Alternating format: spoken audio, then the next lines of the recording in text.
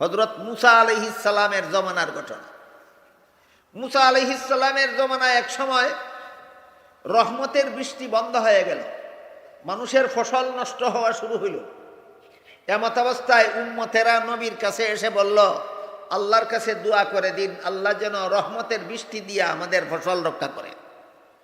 নবী উম্মতকে বললেন, অনেক সময় মানুষের গুনার কারণে আল্লাহ রহমতের বৃষ্টি বন্ধ করে ফসল নষ্ট করে দেন, যেন মানুষ সতর্ক হইয়া গুনার থেকে তওবা করতে পারে। আমার গুনার কারণে যদি আল্লাহ রহমতের বৃষ্টি বন্ধ করে আমার ফসল নষ্ট করে, এইটাও আমার প্রতি আল্লাহর দয়া। কেমনে? এরপরেও যদি আমার হুঁশ হয়, এরপরেও যদি আমার বিবেক জাগ্রত হয়, এরপরও যদি আমি তওবা করে গুনাহ ছেড়ে দেই, তখন আল্লাহ গুনাহও মাফ করবেন, রহমতের বৃষ্টিও দিবেন, ফসলও বলাইয়া দিবেন।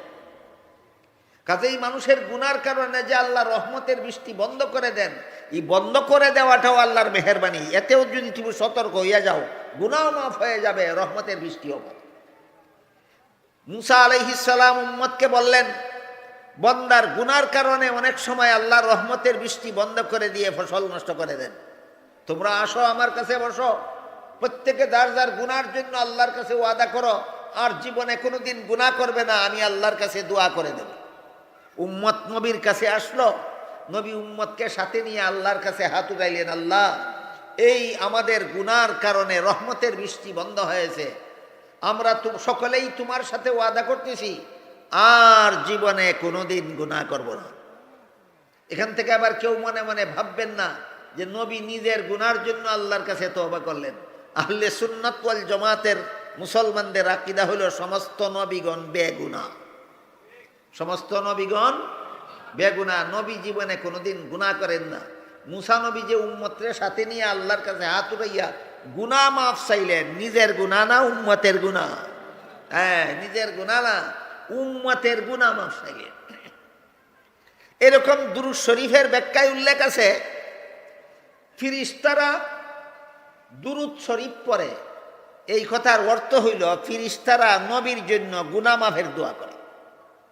ফিরিস্তারা আমাদের নবীর নামে দুরূদ শরীফ পড়ে, এই কথার ব্যাখ্যা হইল ফিরিস্তারা আমাদের নবীর জন্য গুনাহ মাফের দোয়া করে। প্রশ্ন জাগে, নবীর তো কোনো গুনাহ নাই, তে নবীর জন্য গুনাহ মাফের কি দোয়া? প্রশ্নের জবাবে মুফাসসিরিনে কেরাম লিখেছেন, নবীর গুনাহ না, ফিরিস্তারা আমাদের নবীর প্রতি দুরূদ শরীফ পড়ে। কথার ব্যাখ্যা হইল ফিরিস্তারা আমাদের নবীর উসিলা দিয়া এই নবীর উম্মতের গুনাহ মাফের দোয়া করে। ফিরিস্তারা নবীর উপরে দুরূদ পড়ে, কথার এইটা হইল ব্যাখ্যা। দুরূদ পড়া সম্পর্কে অনেক জরুরি কথা আছে, আমাদের সমাজে আলোচনা হয় না, এই জন্য অনেক মুসলমানে জানে না। দুরূদ সম্পর্কে ভুল বুঝাবুঝি যথেষ্ট আছে, দুরূদ সম্পর্কে ভুল অপপ্রচার সমাজে যথেষ্ট আছে। যদি কোনোদিন আমার নামে আলোচ্য বিষয় দেওয়া হয়, সেই দিন আমি দুরূদ সম্পর্কে বিষয়গুলি আপনাদেরকে শোনাবার বুঝাবার চেষ্টা করব। আজকের মতো এতটুকু মনে রাখি যে ফিরিস্তারা আমাদের নবীর প্রতি দুরূদ পড়ে, কথার অর্থ নবীর জন্য গুনাহ মাফের দোয়া করে। নবীর গুনাহ মাফের না নবীর উসিলা দিয়া উম্মতের গুনাহ মাফের? কেন? নবীর তো কোনো গুনাহ নাই, নবীর কোনো গুনাহ নাই।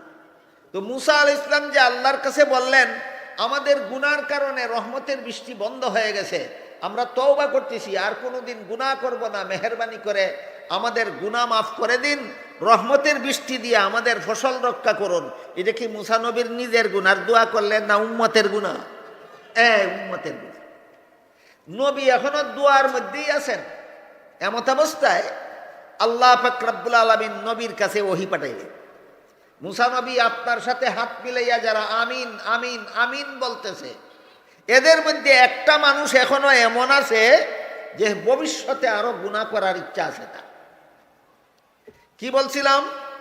তওবার 6 কাজের মধ্যে 3 নম্বর কাজ কোনটা? আল্লাহর সাথে পাক্কা ওয়াদা করা যে ভবিষ্যতে আর কোনোদিন গুনাহ করব না।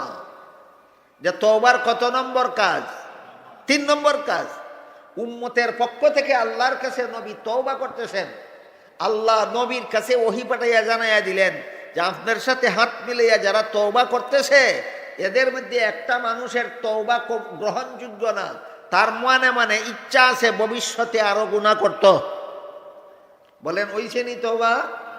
আল্লাহ বললেন এই লোকটা যতক্ষণ পর্যন্ত আপনার সাথে হাত মিলাইয়া আমিন বলবে ততক্ষণ পর্যন্ত আপনার দোয়া কবুল হবে না। মুসা আলাইহিস সালাম দোয়া বন্ধ করে বললেন, এই মিয়া, তোমরা যারা বৈশা আমার সাথে হাত উঠাইয়া আমিন বলতেছ, তোমাদের একজন লোক এমন আছে যার ভবিষ্যতে আরো গুনাহ করার ইচ্ছা আছে।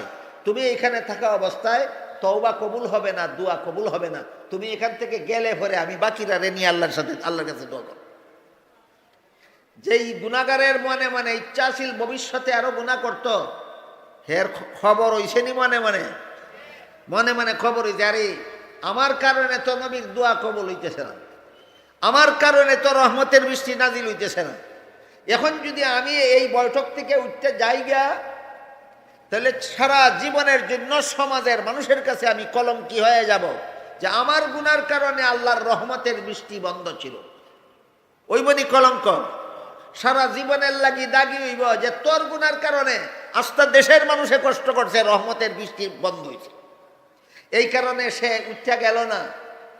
বুয়া থেকে ওই মনে মনে আল্লাহ রে কয়, আল্লাহ আমারে আর কলঙ্ক কইর না, আল্লাহ সমাজে আমারে চিহ্নিত করে দিও না, আল্লাহ আমারে সমাজ দাগি বানাইও না। আল্লাহ তুমি জানো আর আমি জানি, আল্লাহ কথা দিলাম আর জীবনে কোনোদিন গুনাহ করব না।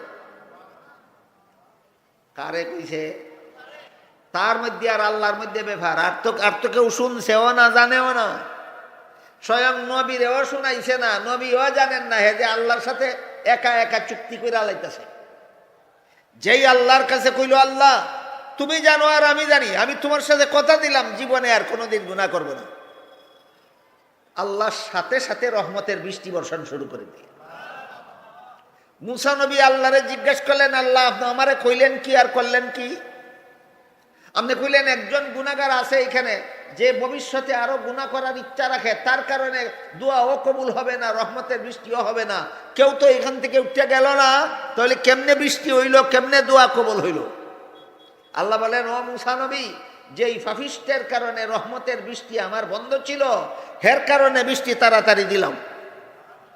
যার কারণে বৃষ্টি বন্ধ ছিল তার কারণে বৃষ্টি তাড়াতাড়ি দিলাম। বলে হে কিতা করছে? বলে আমার সাথে চুক্তি করছে আর কোনোদিন গুনাহ করতো না। এটা তুমি জানো না, আমি আল্লাহ জানি।